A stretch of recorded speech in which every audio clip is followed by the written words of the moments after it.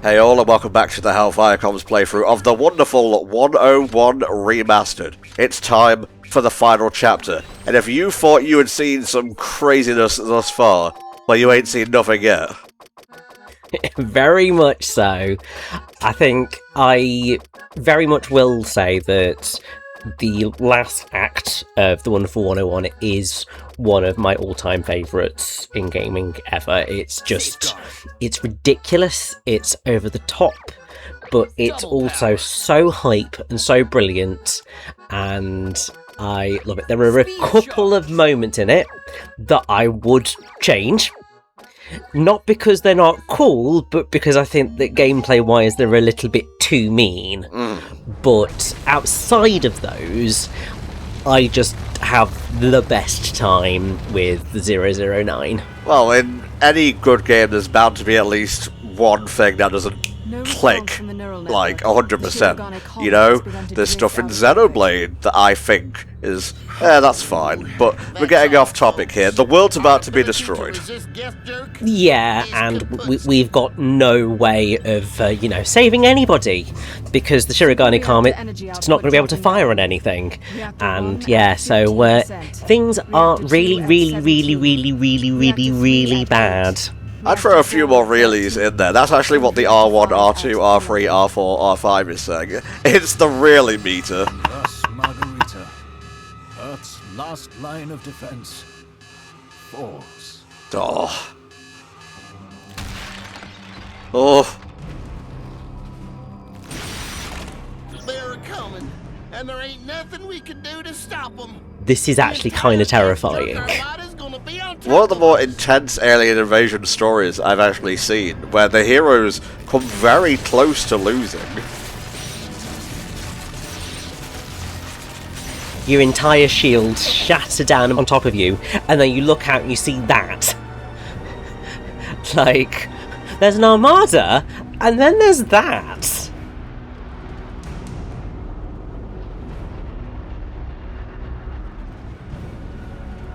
Oh, these guys fly through space remind me of the Tengu warriors from Power Rangers.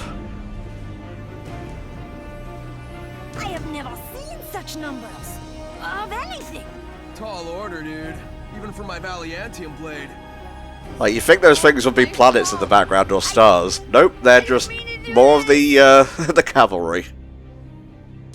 Do not whine about But Luca here, obviously losing his marbles and just going, it's all my fault, I fucked up everything. And it's just like, well, yes, but you've got the wonderful 100 here, and the whole point is that their job is to try and fix things. Things have gone to hell, but, split them up equally, it'd be fine. Heroes never die.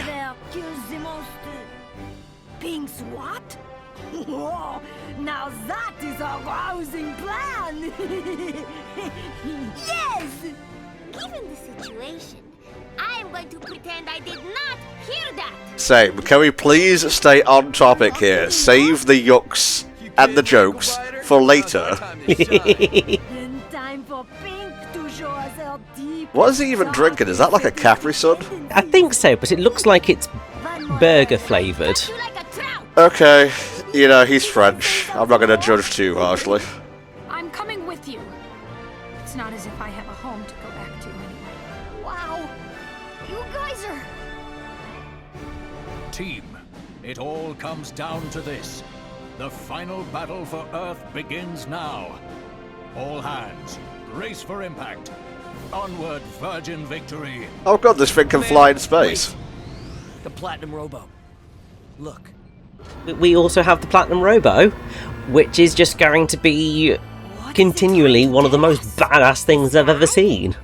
So, this whole Platinum Robo thing, you picked that name, didn't you, Red? To space. Use the Shirogane Comet. Oh. To destroy them all? Yeah, because the thing is, it can still fire, it's just that, it's going off course. If we went and chased it down, we might actually be able to, make use of it. Yeah, it seems about the Platinum Robo's size. This voice in my head. Well, it's quite a bit bigger than that, but considering one Bayonetta successfully flipped it round using just her legs in the end of Bayonetta 2, I do think that we'd probably be quite alright with the giant bloody robot. Wait a second.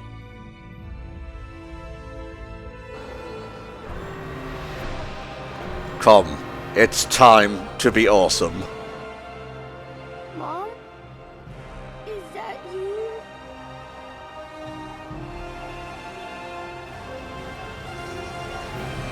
Oh.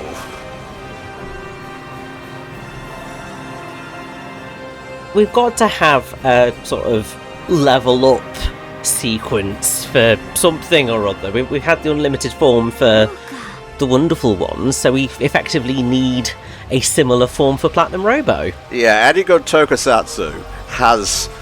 I forget what the name of the form is in the Power Rangers, but like an upgraded suit or something. Battleizer, that's it. And I do think this one is just... it's awesome.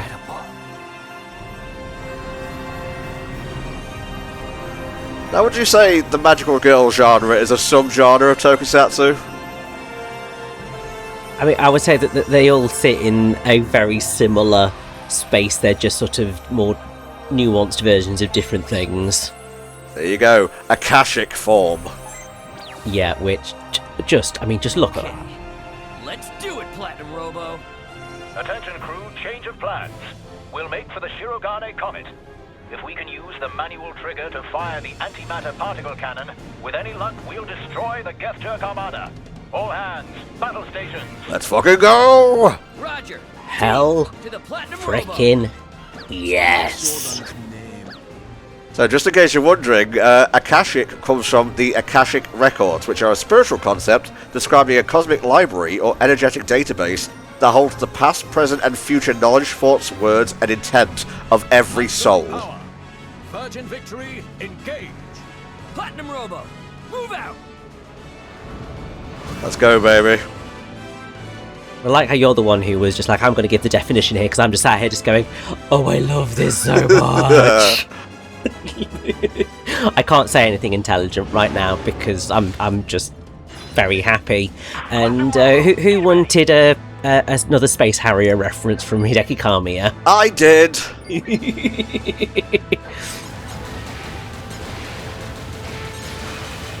So yeah, this is basically Space Harrier, and I am totally okay with it because it is fun and ridiculous. And I remember the first time this happened, well, when I got to this the first time, I was just like, oh my god, you cheeky sod.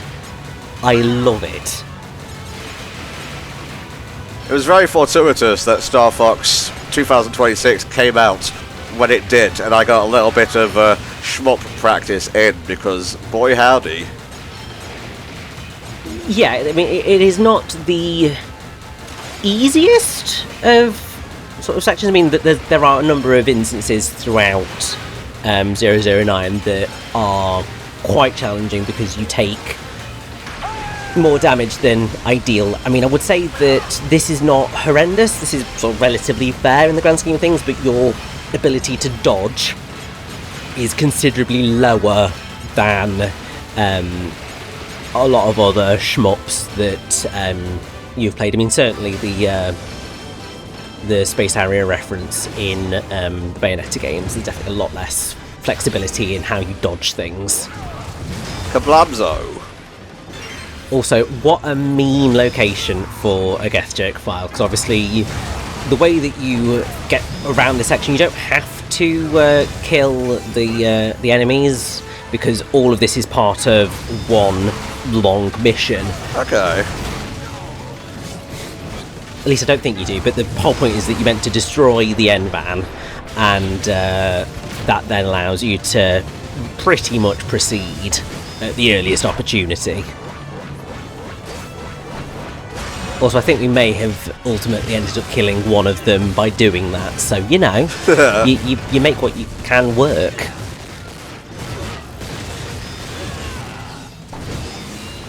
Well, if he wasn't dead when he left the ground, he'll certainly be dead when he hits it. Very much so. Dear God, have mercy, Rich. Absolutely not. They're trying to destroy the Earth. Also, I should point out that at this point in the game, I believe that we have found a total of 97 of the wonderful ones. Oh, okay. So the reason that we're at 99 on the counter is because Immorta's with us and Luca's with us. Right. But ultimately we have, we have 3 regular wonderful ones left to find over the course of the game. One of them I believe that we won't be getting because I'm pretty sure that they are in the hidden section in the prologue that you've got to go back into using hammer, which I do think is a bit of a mean hiding place for it. It's fine because we're still gonna, finish the game with effectively at least 100 wonderful ones, so I'll be happy with that. Okay, now we can finish the job. We just get to jump back onto Platinum Robo and continue our ride up through space. You ever actually played the original Space Harrier? I have not, and I suspect that I would probably be relatively rubbish at it. Like, I have gotten very used to what is effectively the first 2 stages of it, because that is practically every single time that Kamiya's referenced the damn thing. That is what it has been the reference to. But, I mean, it'd be fun to give it a go at some point, but I've got lots of stuff going on right now, so probably not quite got the time. I love the fact I bring up a random video game and you're like, I'm sorry, I don't have time. While you sit here recording commentary for a video game. Well, of course, this is the Wonderful 101. I will always have time for the Wonderful 101. That's fair. That's fair. Yeah. If I was busy, God forbid, but if I was busy and someone said, hey Tom, you want to record something Sonic related? We're like, shit, bitch, that's all you had to say.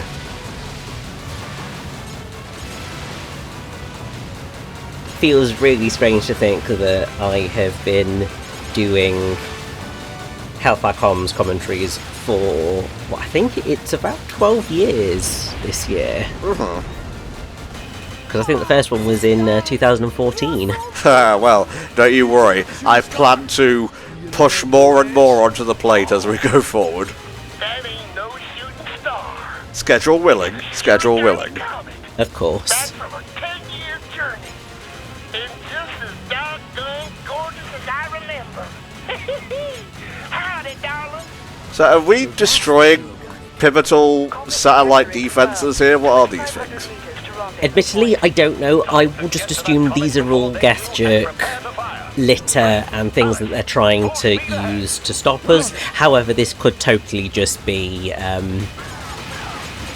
stuff that the planet was using, but ultimately is not important when the we are facing down potential everybody dies.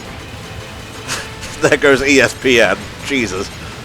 We can put it back up once we're done, but right now I think we've got better priorities.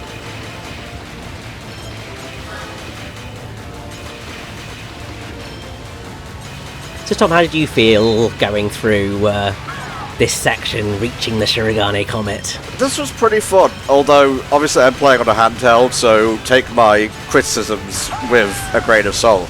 Readability was a little bit of an issue at times, not so much in this phase. The one coming up was a little bit tricky. Yeah, no, I get that, and I think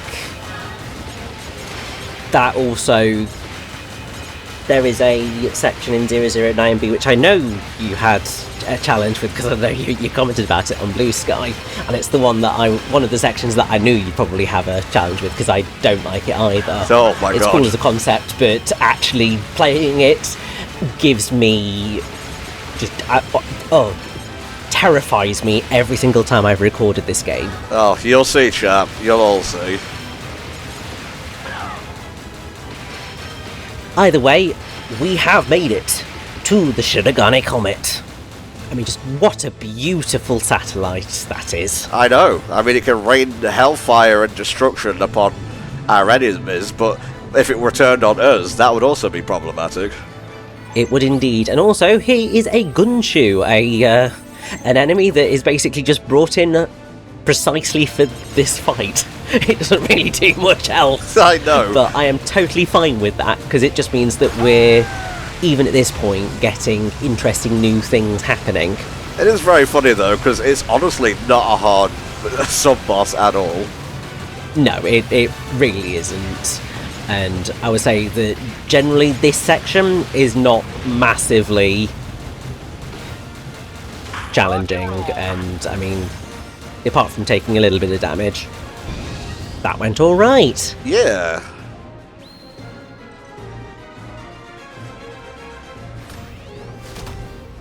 Beautiful. Now let's get in there. Mission 002 is a bit harder because obviously it's more of an isometric style, more in line with what we had in 006B. Yes. But the issue that we have here is it does feel more compressed in terms of what you're actually looking at, and so you really don't feel like you have a huge amount of space to be able to maneuver and to do things, which, while it is a cool set piece, sort of riding along the comets, it can feel more stressful than it probably should be or needs to be. Yeah, just a little bit. I did actually die here. It was more so that I wasn't really paying attention, and also smaller screen, you know? But otherwise, I quite enjoyed this this whole mission.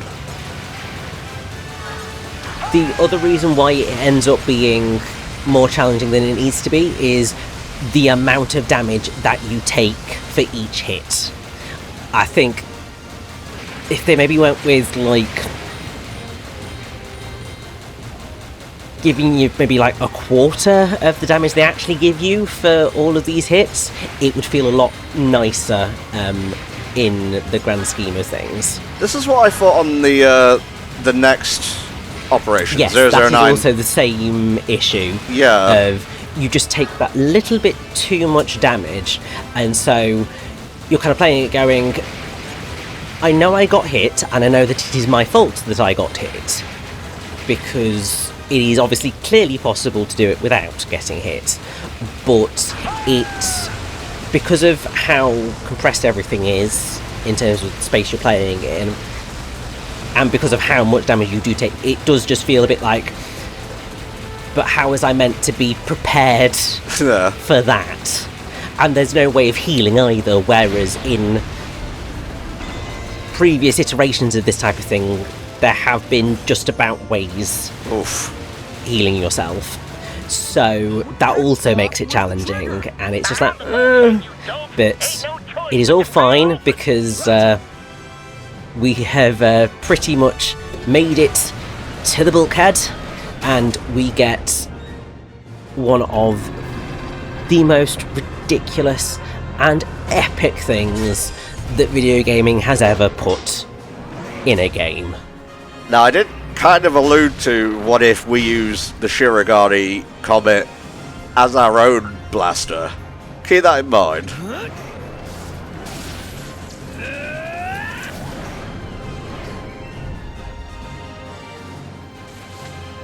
I'll put a little bit of stank on there. Look at the size of that thing and what we're trying to maneuver. I mean, it's impressive that Bayonetta managed to do that with just her legs, but that's Bayonetta for you. To be fair, have you seen those legs?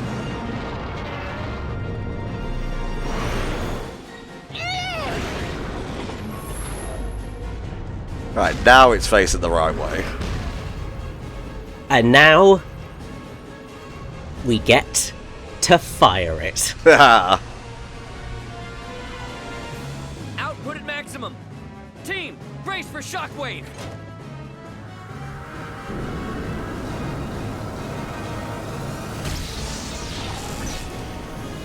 God, how much power is being channeled through there right now?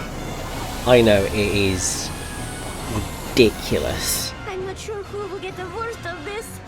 Well, 50-50 chance, right? Never tell me the odds. Please, Blue, no touching controls of any kind. And no quoted movies, you know I hate when you do that. Antimatter particle cannon! Justice arrow! Fire! Considering how slightly lame duck Red's name of Platinum Robo is, his attack names in these final operations are just without a doubt the most awesome things I have ever seen. And I mean, just look at this. I mean, come on, this is one of the most ridiculously epic things I have ever participated in. In a video game, right?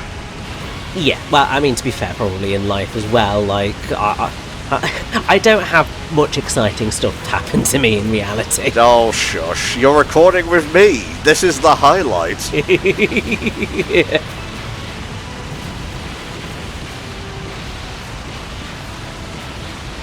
Yeah, don't take evasive maneuvers or anything, guys.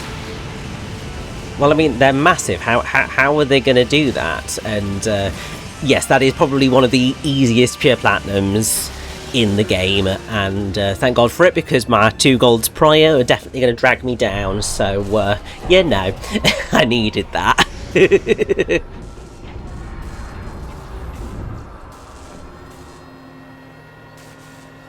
Well, there we go. I kind of expected the final boss, but the problem seems to be solved, so you can just go ahead and roll credits anytime now.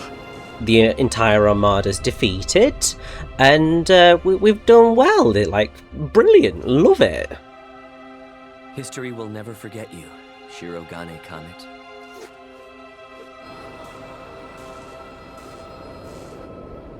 Okay, I guess I'm just going to float towards the next galaxy or whatever.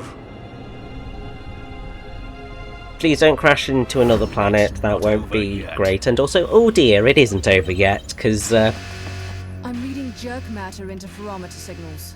something big is coming. 2,000 meters dead ahead. The Whopper? Is it finally back? No. Something bigger than that. When they said supermassive, they meant it. They ain't talking about Until Dawn 2, bitches!